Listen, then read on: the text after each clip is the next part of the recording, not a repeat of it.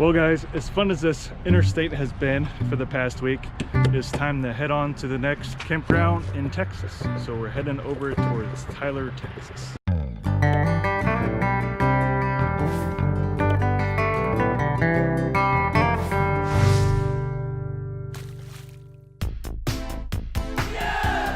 Ready to go head over to Tyler, Texas? Yep. But first, a little campground review. This is River Cities RV Park near Alexandria, Louisiana. And you can see it's right by the interstate, but the sites are pretty nice. Every single one of these sites are pull through. They're pretty much all big rig friendly. As you can see, most of the rigs here are big rigs. So we'll take you for a little walk around here with our doggy, with our little pup Blaze, who's not really all that little.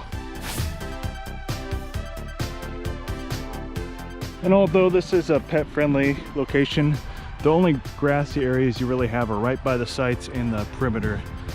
And if you don't like being, or if you're kind of claustrophobic, maybe this isn't the best campground for you because you are just kind of fenced in here with a gate, which is good for security, maybe not so good for aesthetics. They have an old abandoned, what was it called? Cowboy Town. It used to be a rodeo place, which they try to rebuild up to like a retail center, and then it looks like it was abandoned once again. And back here in this corner is called the pet area, which is really just an extension of this grassy area that they put a sign that says pet area, but they're birds. If you like hiking, there's actually quite a bit of hiking around here. You have to drive about 20-30 minutes to get to it, but there's a bunch of trails throughout the national forest around here. I'll put the national forest down below because I cannot pronounce that name at all. In the middle of this campground is where you have the one single building, which has a men's and women's restroom and also a laundry facility in the middle. Pretty much everything's automated. Once you get everything reserved, you can get the gate key to come in here, and pretty much don't even have to talk to anyone. You can just kind of come here and get all set up. For your internet, our AT&T and Verizon both were really good. We stuck to our AT&T because that's our primary plan, but Verizon would have been able to keep us connected as well if we wanted to. But it is secure. They have two gates here that are very slow moving, so no one's going to be sneaking in and out of here really quickly. However, the disadvantage is if you're in a bigger RV like Class A, Class C, pretty much any RV or even a big truck, you're going to have to get out of your truck to press the security code. So if it's raining, maybe just one thing they didn't really think of, you have to get out and push that thing. And just another look at our site, we have a 30-foot fifth wheel and what do you say, maybe 15-20 foot truck. So obviously there's plenty of room. We still have a few feet to spare up front and probably have like 6 or 7 feet behind us, so you could fit the big rigs in here with no issue whatsoever. Getting the fifth wheel ready here to hook up. I don't think we've shown you hooking this up yet, but we've kind of done a few little hacks here to make it easier. And you can see my truck is currently not lined up even closely at all right now. Guess I'll talk about this hitch real quick. So this is the Lippard turning point hitch. You can see here there's a, what do they call this? A wedge that actually fits into the front of your fifth wheel. So rather than having the turning point, the swivel point at your hitch itself, it's actually moving it back 22 inches to this point here, and you can see here this whole thing swivels. So it's quite handy if you have a short bed truck or a half-ton truck with the shorter bed, just so you can avoid hitting that windshield. And a hack that's not really permanent at all, but with this topper here, topper cover, I haven't been able to see the hitch as I'm backing up, so Deanna's been having to maneuver me, or I've actually taken this thing off every single time I've backed up. So recently I just put a little strip of paper in there that is getting wet currently, so it's not going to work very well. Maybe we put some sort of laminate or some sort of material, or just a different color tape in the middle, so we can see exactly where that fifth wheel hitch is. Then I just line that up as I'm backing up, and it works out pretty well. Probably should have picked a day that wasn't raining, but you can see there, you can kind of line up the white line with your hitch.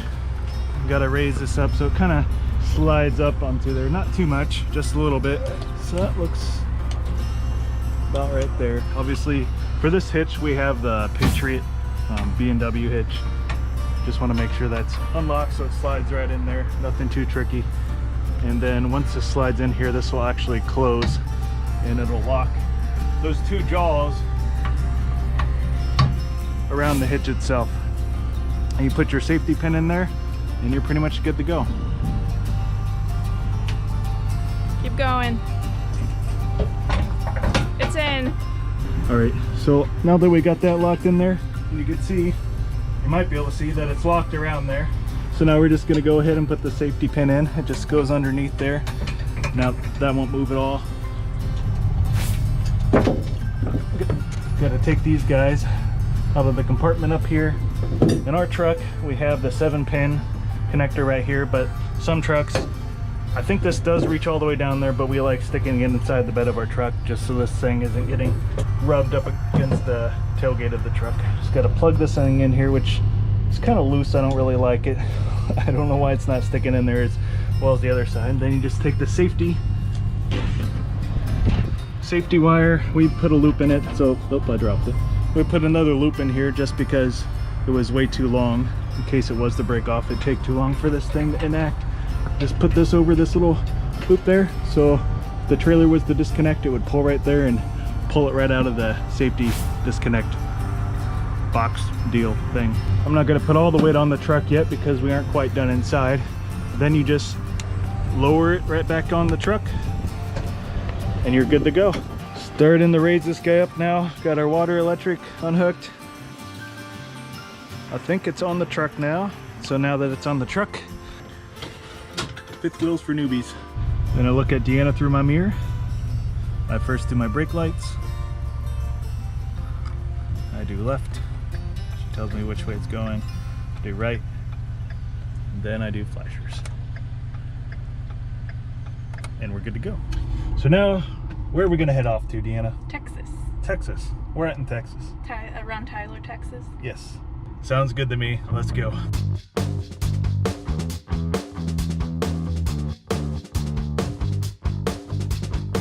Welcome to Texas.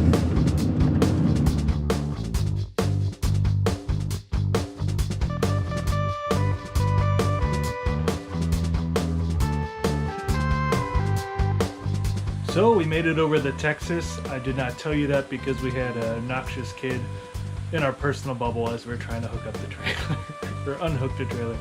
So we are here and we will see you tomorrow.